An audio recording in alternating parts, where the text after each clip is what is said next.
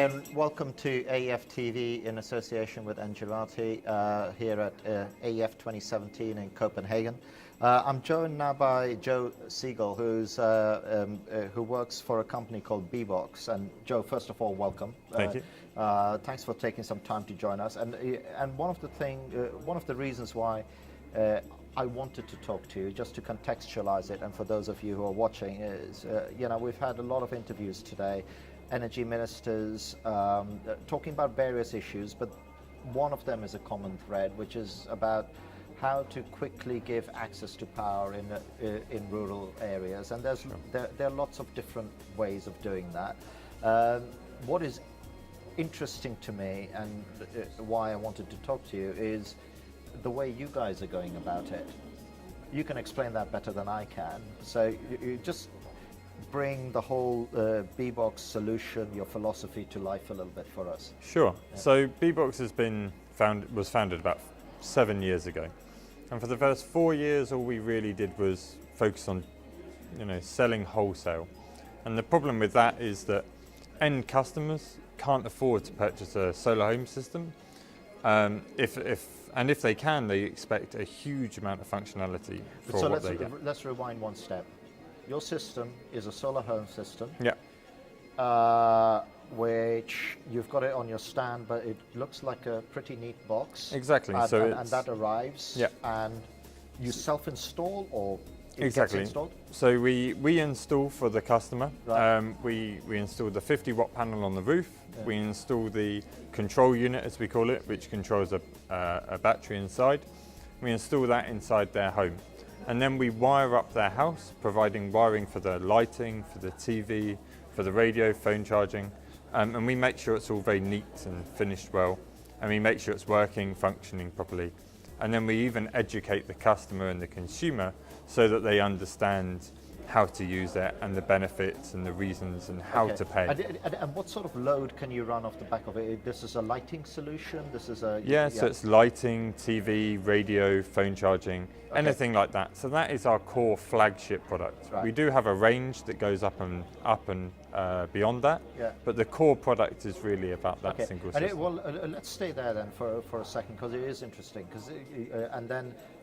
So going back to what you were saying, you started off trying to wholesale this solution. That wasn't working, so you're now going direct to market. Exactly. So we used to wholesale to sort of distributors within each country, and we realised we didn't know anything about the market, and we knew that there were 4 barriers to entry. There was availability, people couldn't get it even if they wanted it. There was awareness, people didn't even know it was an option.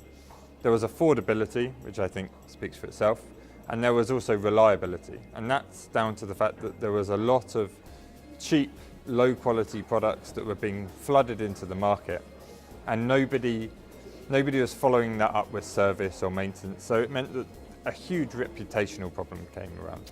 Not for you guys, but for the customers. Yeah, for the whole industry. Yeah.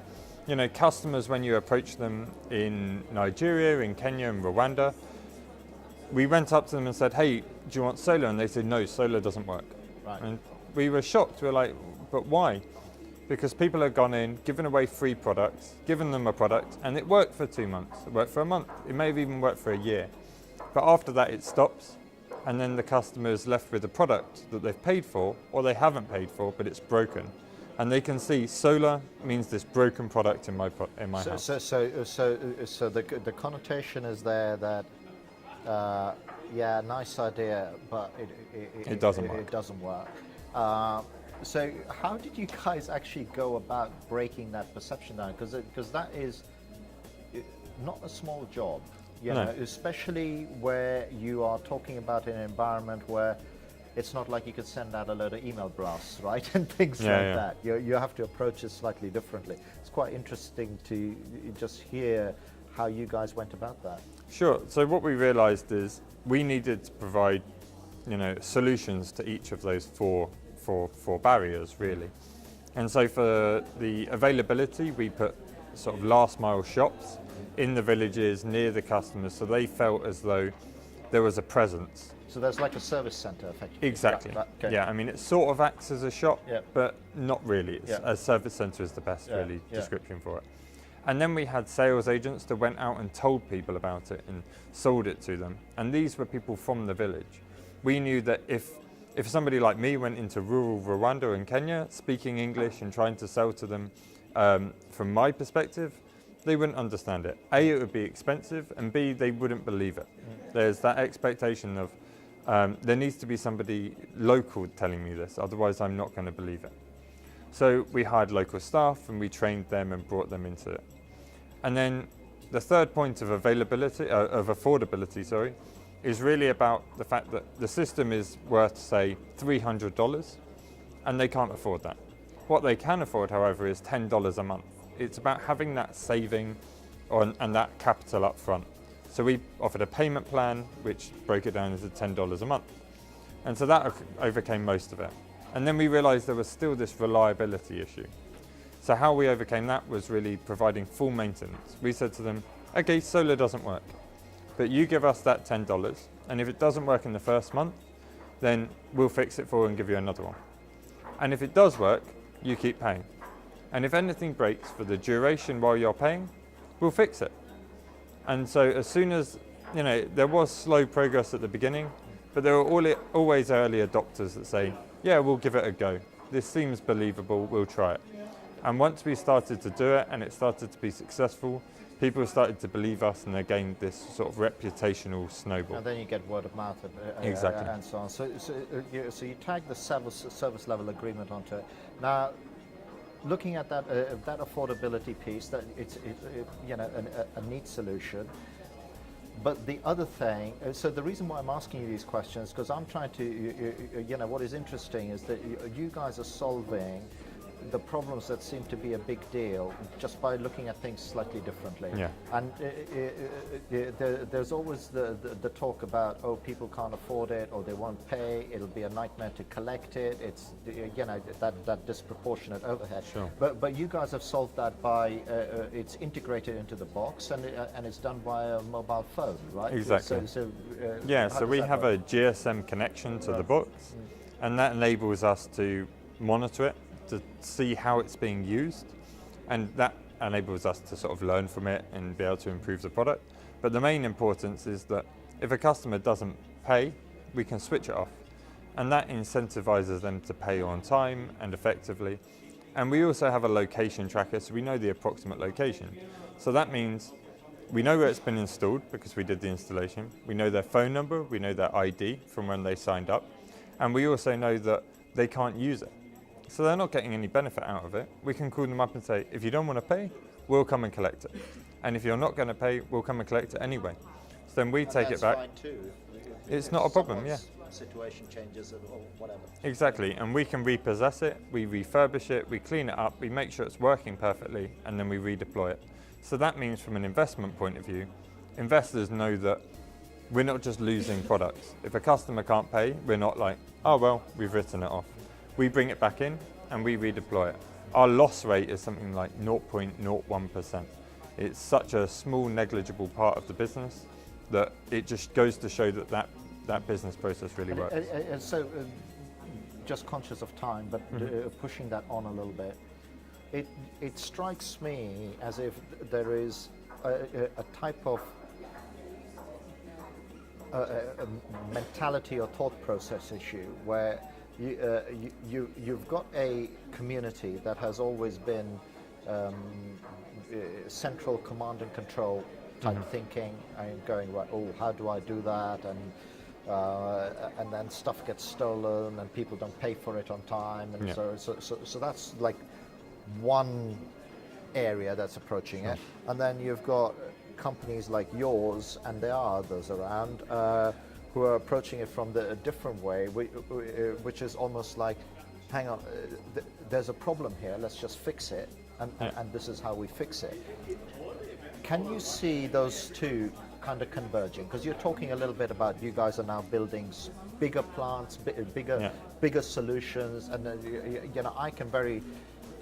I can see in certain situations where there'd be the Bbox mini grid and so on, and then that could have a connection to the grid. Exactly. So we're trying to build like hardware on different various different levels to make sure that we can go up that energy level. We can provide different demographics, so not just rural customers, but urban, peri-urban, mini grid, we can support that. We're looking at these different options, and we're also looking at providing the software solutions to enable that. So a CRM system, so rather than new providers and new distributors having to worry about this, they can use any hardware they want and plug it into our software, and we can provide that CRM and that solution to them. So that's one thing, and I can see, your vision as well. That integration between the grid and solar home systems and everything in between, whether that be mini grid, micro grid, I don't know what the solution will be. But I'm sure it will become grid tied and it will link up. I think there will always be a room and a part of the space that will be solar home systems on their own. I don't think you'll ever find some areas of the country where the grid comes. A lot of developing countries only have one main power line.